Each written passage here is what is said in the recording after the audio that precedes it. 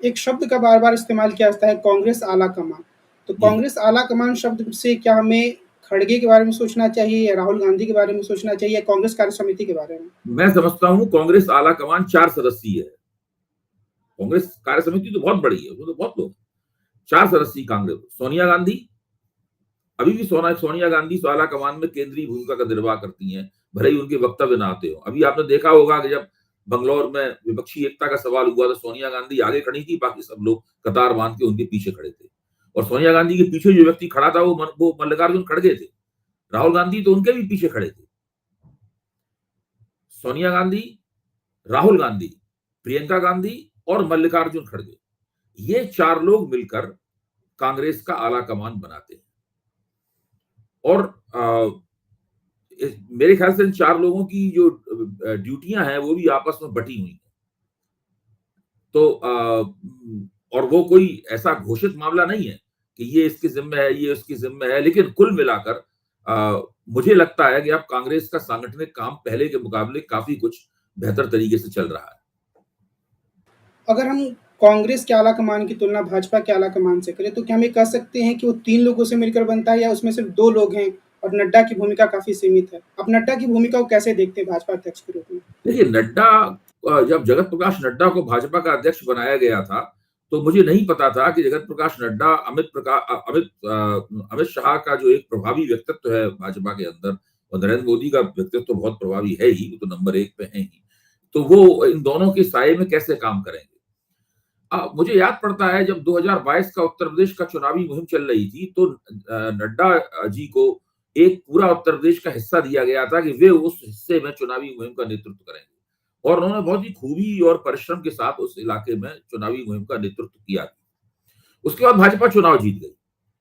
और जब चुनाव जीत के उत्सव शुरू हुए, तो उस उत्सव में जिसमें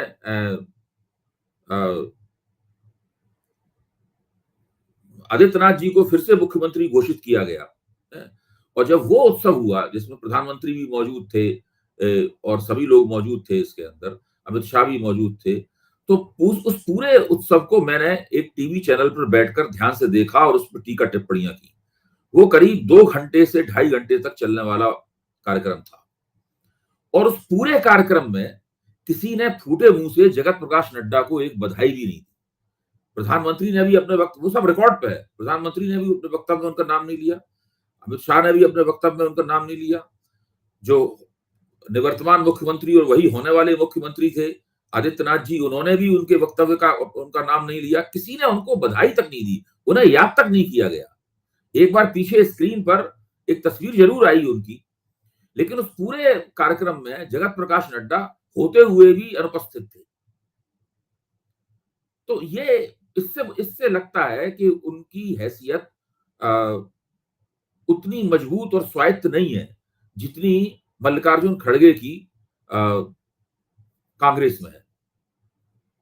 अगर हम इसी प्रश्न को मैं आगे बढ़ाऊँ, तो अगर एक डेमोक्रेटिक एलिमेंट या लोकतांत्रिक तत्व आला कमान में कहें, तो क्या वो कांग्रेस में ज़्यादा दिखता है या भाजपा में? किसको हम ज़्यादा आगे रख सकते हैं? देखिए, मैं ये कहूंगा कि जो आला कमान वाली पद्धति है पार्टी चलाने वाली, वो तो बुनियादी तौर पर डेमोक्रेटिक है ही नहीं।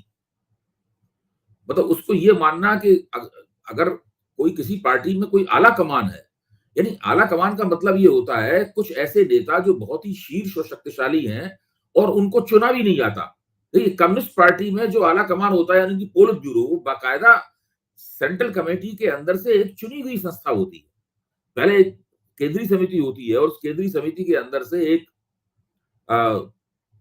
पोलित ब्यूरो चुना जाता है और वो एक जनरल सेक्रेटरी उस पोलित ब्यूरो का नेतृत्व करता है। तो वो बाकायदा कम्युनिस्ट पार्टी का संविधानगत एक ढांचा है। आला कमान या हाई कमान तो किसी पार्टी के संविधान में लिखा नहीं होता। ये तो अपने आप में ही एक अलोकतांत्रिक तरीका है, पार्टी में अधिकारों के केंद्रीकरण का एक तरीका है।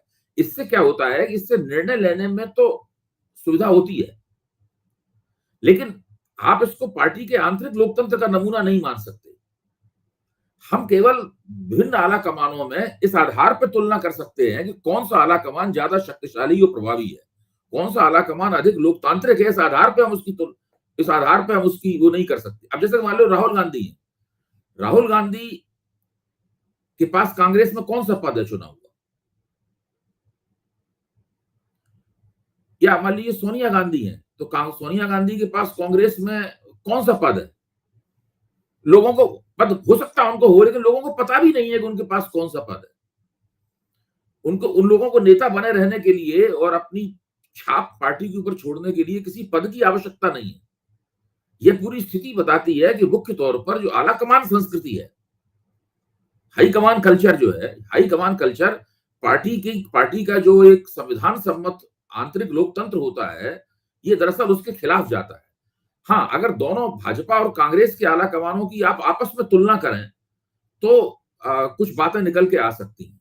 मैं अभी भी मानता हूं कि भारतीय जनता पार्टी का आला कमान कांग्रेस की आला कमान से अधिक शक्तिशाली और प्रभावी है।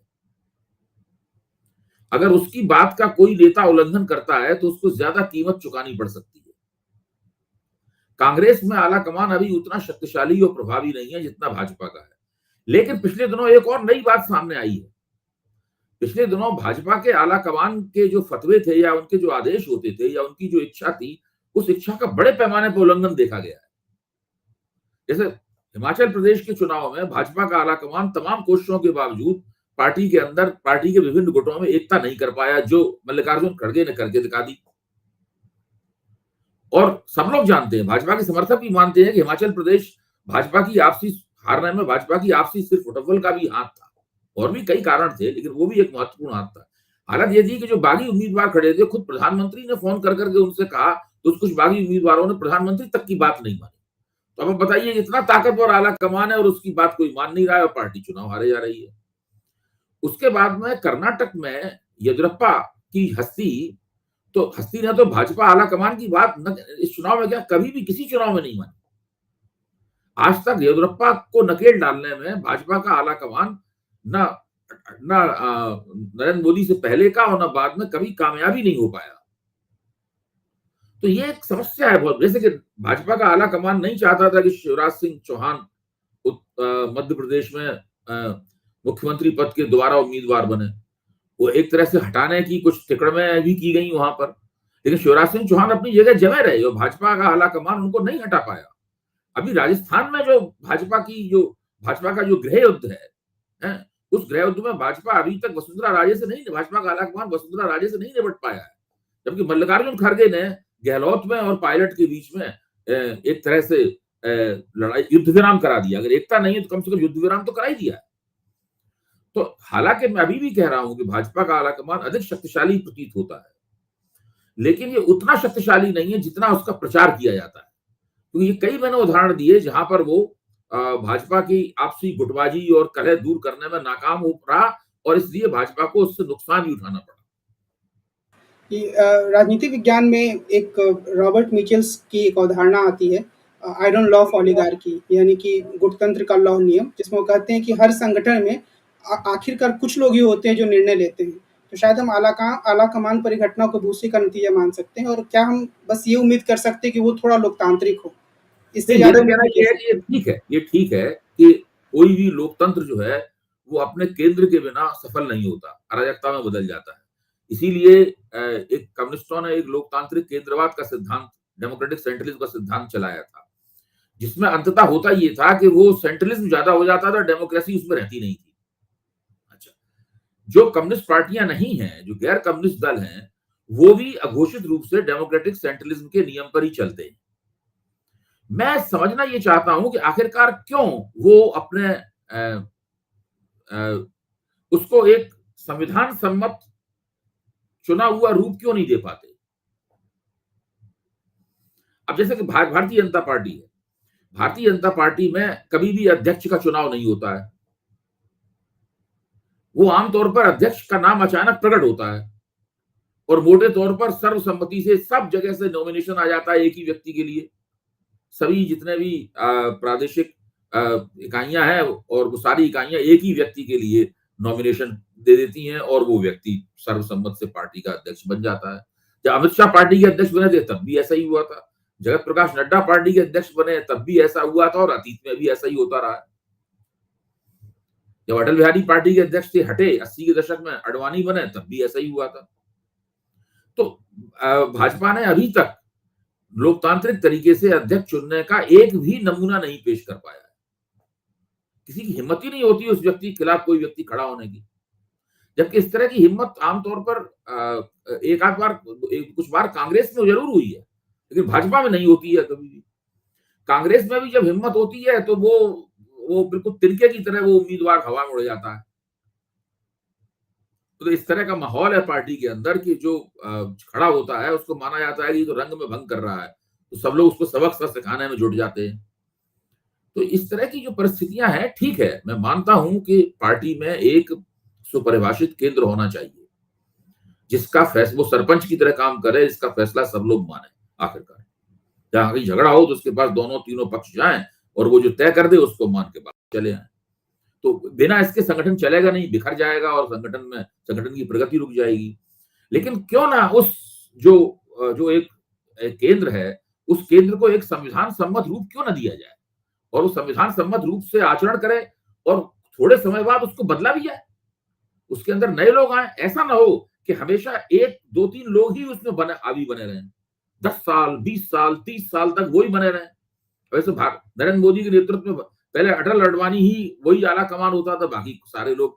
हालांकि इन दोनों का रुतबा इतना था पार्टी में कि एक बार प्रमोद महाजन ने कहा था कि अडवाणी जी और अटल जी का फोन जब आता था तो हम लोग कुर्सी से खड़े होकर फोन पे बात करते थे उनसे, लेकिन वो सामने नहीं होते थे तब भी वो लोग खड़े हो जाते थे। इतना रुतबा था उन लोगों का। इसको आप सम्मान भी कह सकते हैं और आला कमान का रुतबा, आला कमानवाद भी कह सकते हैं इसको।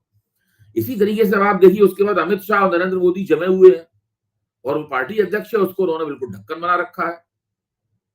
तो ये जो स्थिति है ये नहीं होनी चाहिए और शीर्ष नेतृत्व में नए नए चेहरों, नई नई शक्तियों का आगमन करने के लिए दरवाजे खोलने का एक तरीका बनाना चाहिए, ताकि ये लगे कि नए नेतृत्व का भी स्वागत है, वो भी निर्णय लेने की इस प्रक्रिया में, शीर्ष निर्णय लेने की इस प्रक्रिया में भागीदारी कर सकता है।